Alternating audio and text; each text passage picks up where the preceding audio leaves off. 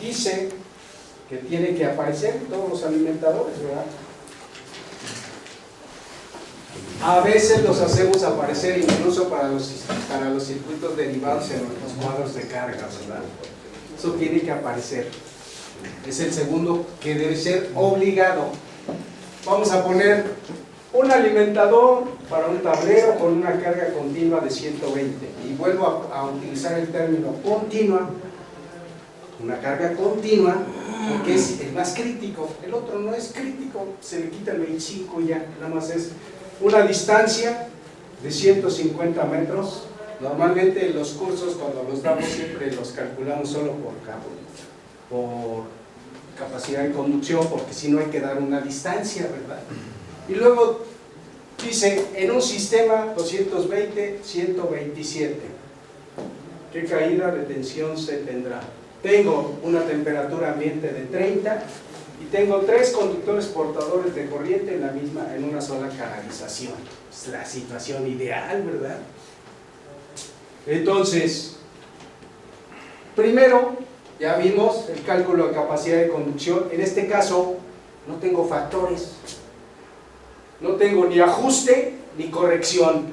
Entonces, solo tengo la carga continua, 120 por 125, 150 amperes.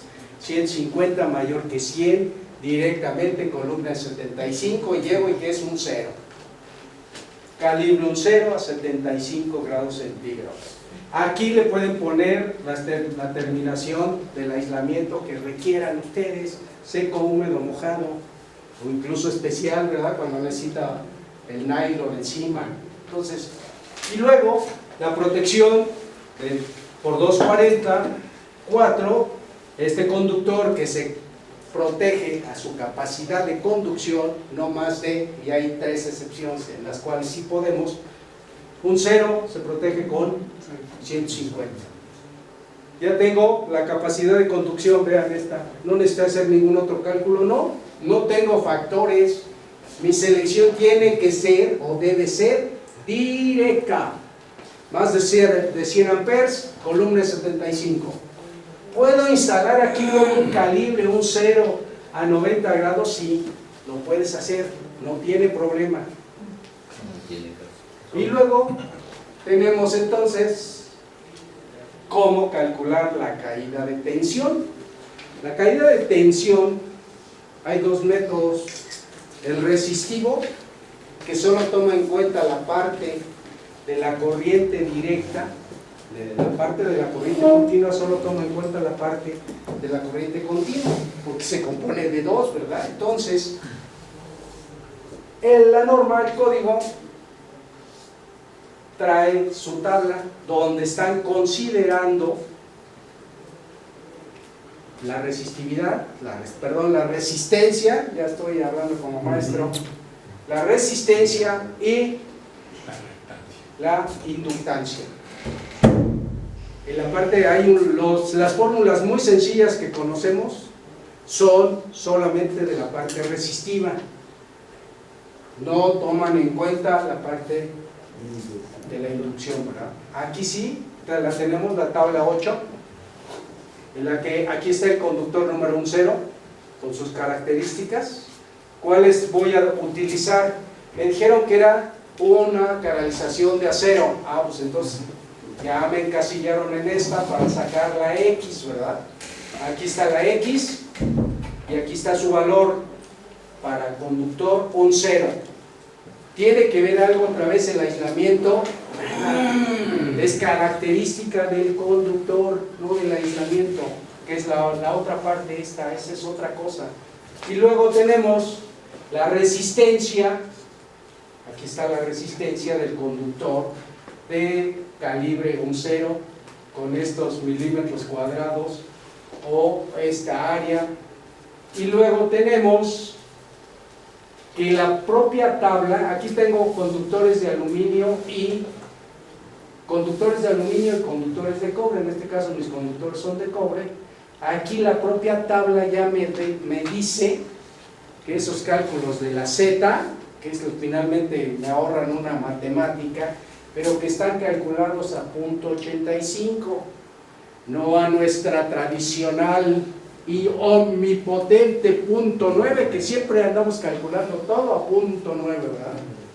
Que en ningún lugar de la norma lo dice, pero se hacen las costumbres. Entonces ya tengo aquí todos los ingredientes para el cálculo de mi conductor por caída de tensión.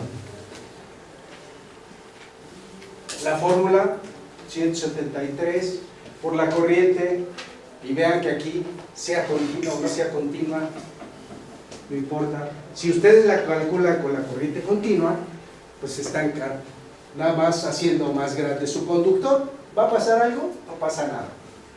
Pero que la que se usa es la nominal, ¿verdad? Por la longitud, donde esta longitud, esto está en amperes, esta longitud, ¿en qué unidades debe de estar? Aquí me dicen que están en kilómetros. Entonces, en mi fórmula, esta L la tengo que tener en kilómetros por la Z dividido entre el voltaje de fase.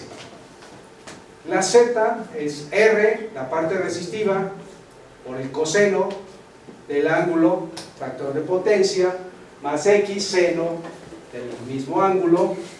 El factor de potencia es igual al coseno y es igual a 0.9, que es en nuestra costumbre. Les digo, pero esa es una costumbre.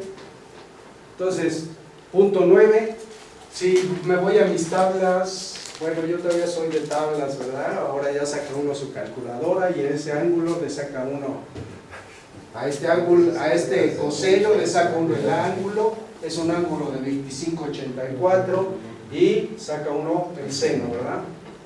Las generaciones anteriores sacábamos nuestras tablas de Arquímedes, caballero, y ahí están, no hay pierde. Entonces, para el conductor calibre 1,0 tenemos una resistencia de 39, que esos valores están tomados de aquí, ese 39 está aquí, está, punto 39, y la X, punto 180, está tomado aquí, aquí está. Y pues hacemos la matemática, ¿no? Coseno, perdón, la resistencia por el coseno, más la X por el seno, llego a 6.06% de caída. Nada más por mera curiosidad, dije, bueno, ¿y si yo le aplico la tabla directa? ¿Para qué estoy haciendo todo ese desarrollo matemático? Que bastantes otras cosas puede uno meterse en la creatividad de un proyecto, no en la matemática. ¿Qué pasa si, como dice aquí, directo con Z, a punto 85, a ver qué pasa? Ahí está, valor de la Z con factor de potencia 85 de la propia tabla, 0.43. 0.43, 0.42. ¿Vale la pena? Ahí se los dejo de tarea. Y luego, la caída 6.06 y 6.08. Me ando peleando con 2 centésimas en la caída de tensión. Y ahora viene la pregunta de la estrellita de este curso. Ah, perdón, de esta plática, este no es curso. No, si vamos a pasar la charola para que comentemos el gasto de los niños pobres de Xochimilco. De aquí del colegio, de Xochimilco, por favor. Entonces, esa caída de tensión en un alimentador, ¿está bien o está mal? Está bien. ¿Está bien o está mal? Está mal. Bueno, es que no lo dice la norma exactamente. Antes restringí los valores al 5% para obtener una caída aceptable entre el alimentador y no dejar el circuito de lado, ¿no? Concretemos, ¿está bien o está mal? No. ¿Está mal? O sea, tú lo votarías. Sí, yo. Tú la votas. ¿Quién más? Voto por voto. Es una democracia. pues está mal, porque la norma dice que debe ser hasta el 5%, una combinación de circuitos derivados y alimentadores. Ya lo hicieron dudar. ¿Qué hubo? Les ganaría yo la apuesta, otra vez les ganaría yo una apuesta ahí. Ah, bueno, es que la norma dice que se recomienda. Ya. No, fíjate que ni siquiera dice eso, ni siquiera.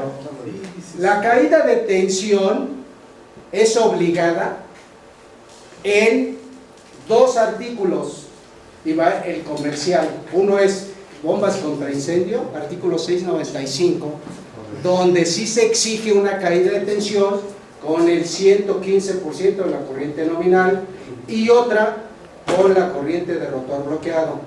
Próximamente se va a dar el curso otra vez aquí de bombas contra incendio. Ya regresé yo de instructor, ya vi que me había retirado, ya regresé. Entonces, ese es uno. Y el otro es la instalación de equipo sensible de la tecnología. También ahí dice, la caída de tensión no debe ser mayor que tan.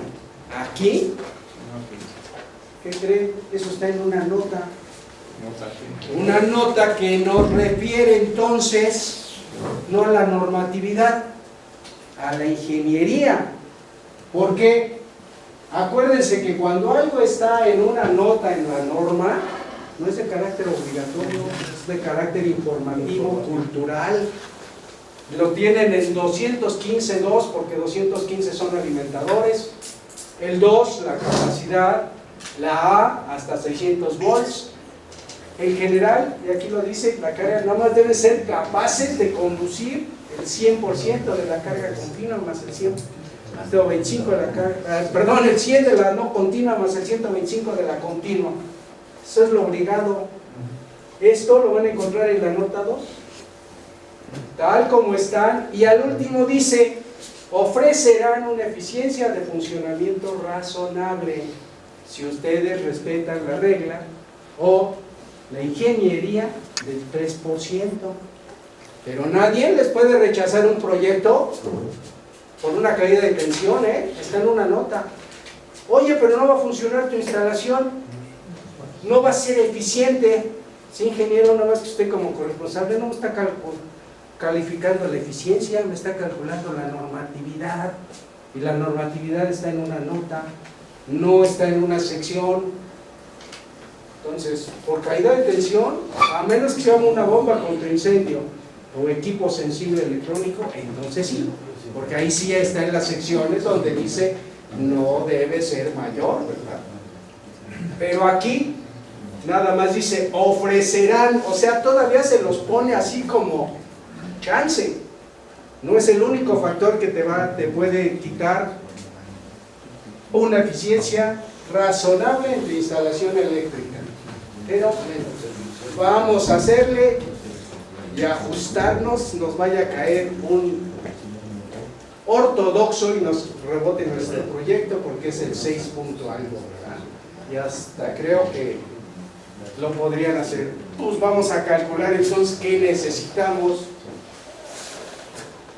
Conductores de 300 kcm para que dé 2.8. Ahí está. Si lo quieren ver así, ¿verdad? Entonces si alguien diría, ya cumple, no cumple, cumple una nota, que una nota no es de carácter obligatorio. En ninguna sección hay que diga, no debe ser menor. Ya, aquí lo tienen, la matemática es la misma, hay que empezar a ver qué conductor es el adecuado, sí, eso sí, a llegar aquí, ¿verdad? Y otra vez, vean, aquí tomé punto 85, el valor es 0.213 contra Z204, caída 3.0. Entonces, ahí está el cálculo por caída de tensión. Alguien dice, es obligado que sea por este método, tampoco lo marca la norma. Un alimentador sí es recomendable, sí, cuando tienen mucha distancia, mucha carga. En este caso teníamos 120 amperes. Es probable, sí, los libros de ingeniería dicen, y son los de ingeniería, no es la norma, que Para calibres mayores, y otra vez diciendo, güey, ¿cuándo es un calibre mayor? Ah, pues eso te lo deja. Y para calibres mayores ocupa la fórmula, la completa, con la impedancia. Para calibres menores, puedes hacerlo por el método resistivo. Lo único que no están tomando en cuenta es la X. Si vieron la matemática, la X aporta esto, 0.43. Es el 50% de lo que tengo en la resistiva. Para un calibre grande ya, véanlo. Ahí está. Y aparte cambia este numerito, ¿verdad? Porque aquí es 167, 148. Vean la diferencia. Aquí la tenemos. Bien, entonces, otro tema cultural. Alguien cambia el conductor por caída de tensión y le cambia la protección. La protección se calcula en función de la carga, no del conductor. Una vez que calcularon esta protección, que era 150, esa protección se queda.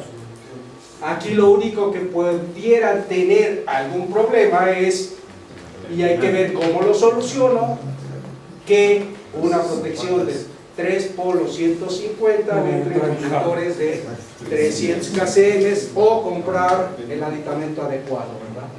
¿Los hay? Claro que los hay. ¿Sí los hay para conectar? Sí. Lo que pasa es que aquí en México de repente decimos, quítale unos hilos.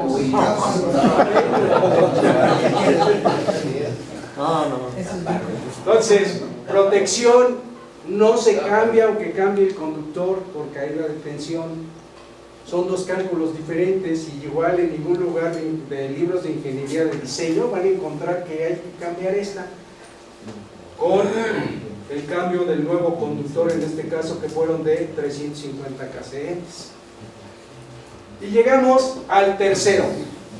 ¿Por qué tenemos que hacer el cálculo por cortocircuito? Porque mi instalación eléctrica, mis conductores, se deben proteger contra sobrecorriente. Y la sobrecorriente involucra sobrecarga, primera falla que presenta una instalación eléctrica, cortocircuito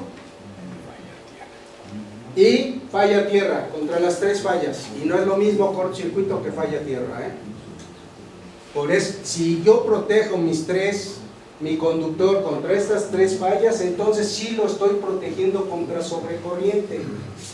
Caso de la bomba contra incendio, no se protege contra sobrecarga, solo cortocircuito y falla tierra, ¿verdad? Entonces no, el término sobrecorriente no aplica. ¿Por qué? Porque no lo protejo contra sobrecarga.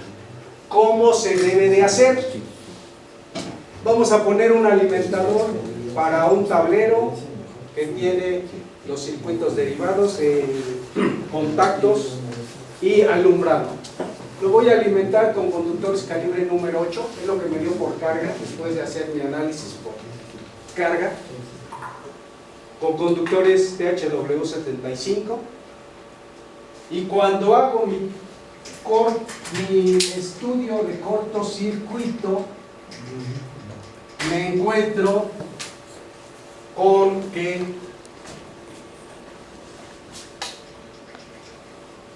en este punto, fíjense en cuál, al final de mis conductores, no al inicio, aquí está mi tablero de donde yo tomé ese alimentador, al final me dio que tengo 21.5 kAs. Y esto no anda muy fuera de la realidad. Si yo pongo un transformador y ese error que luego en los diseños se hace, un transformador de 500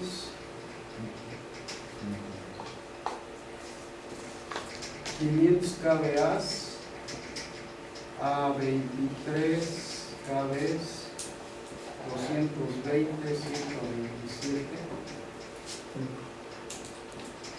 Si yo hago con una impedancia de catálogo 5.5, aquí ando como en 23.000 amperes. a bus infinito, así. Alegremente vamos a ponerle 23 K.